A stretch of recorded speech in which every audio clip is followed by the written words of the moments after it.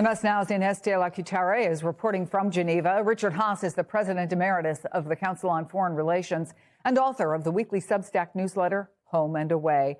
Richard, Trump is under some pressure to explain why the U.S. is apparently on the verge of war with Iran.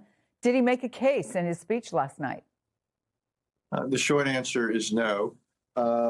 There's no clarity as to what our goals would be. Is it to deal with the nuclear program, ballistic missiles, their proxies? Is it to bring about regime change? How is military force likely to achieve that goal? What sort of a negotiated outcome might we find acceptable?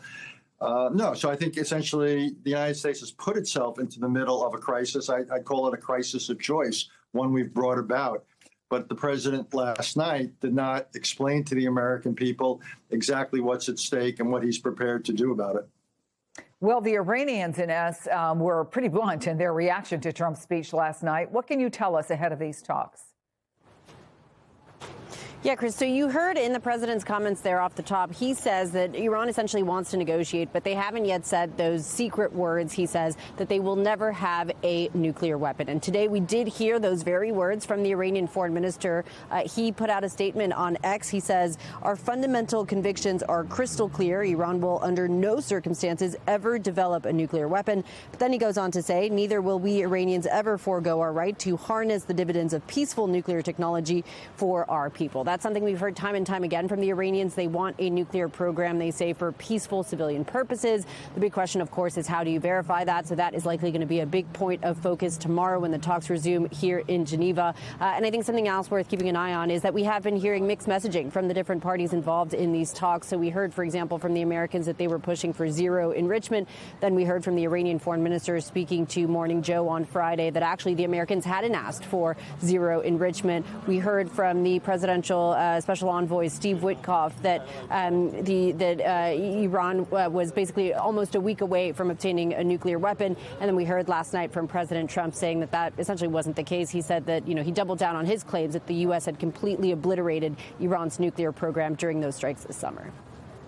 Thank you so much for that, Ines. Richard, I want to talk about the threat because I think for a lot of people not steeped in that world, they probably remember that the U.S. bombed Iran's nuclear facilities and, as we just heard from the president again last night, claimed to have put them out of business.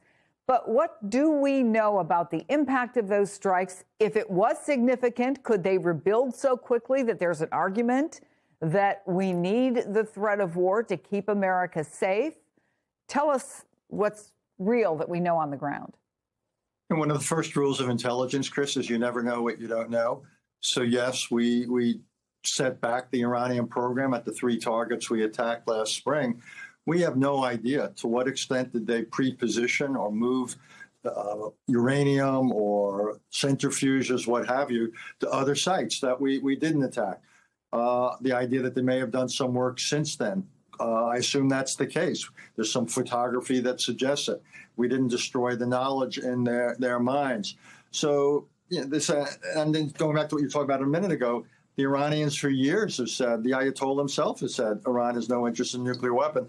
The question is what they're permitted to do short of that, what we're prepared to tolerate. And then if we use force, again, what is it we're likely to destroy? Also, there's the question, how might the Iranians retaliate? If the president's worried about affordability and inflation here at home and the politics of it, it wouldn't take a whole lot for the Iranians to interfere with oil shipping in the Straits of Hormuz, and suddenly gasoline prices would spike. So this is a complicated situation. I don't think, by the way, just to be clear, we're going to get a resolution tomorrow in the talks. So no resolution tomorrow, but is there potentially let me use this word for lack of another one, reasonable deal that both sides could get on board with? 100%. We've had deals in the past. The Obama administration had a deal. I think the real question is, what are we prepared to live with? And is Iran, for example, prepared to have an open-ended deal as opposed to one with time limits, duration limits on it? Will they be allowed to enrich uranium? What kind of inspections are going to be required? What about other inventories of delivery vehicles? We could go on and on. So the answer is absolutely. We could negotiate a deal. And by the way, I think the administration wants to negotiate a deal because once you start using military force, Iran gets a vote. And just because we want to keep it limited doesn't mean Iran would agree. They may decide they're in a better position to have an extended exchange than we are. So I think very much the administration would like to have a deal. They just need to be able to defend it politically. Well, I think, as you know, Richard, Secretary of State Marco Rubio briefed Congress's Gang of Eight yesterday. And I want to play what Senate Minority Leader Chuck Schumer said today about that conversation. Look, the bottom line is I can't say very much about it. It was a classified briefing, but it was very serious what they talked about, and they ought to lay out their plan and goals to the American people, plain and simple. And he didn't even talk about it. Well, of course, presidents have some authority to use force, but only Congress can officially declare war. Is it clear where the line is? Even as you say, if they want to negotiate a deal. Look, presidents have enormous latitude when it comes to foreign policy. He can negotiate whatever deal he wants. He doesn't have to submit it to Congress for approval. It won't be a formal treaty. If he wants to use military force, he'll use military force. He'll say it's short of war. Therefore, he doesn't need congressional approval in advance. This is not unique to Donald Trump. Every president for the last, 7, 8 decades has operated in this fashion. So there's tremendous discretion here. And Iran has tremendous discretion as well about what it is they agree to, how it is they might retaliate militarily. That's what makes this so complicated. And again, we've parked all these military forces there. It's not clear to me, Chris, why we've brought this to a head, because there's so much uncertainty right now in the decision making of both sides.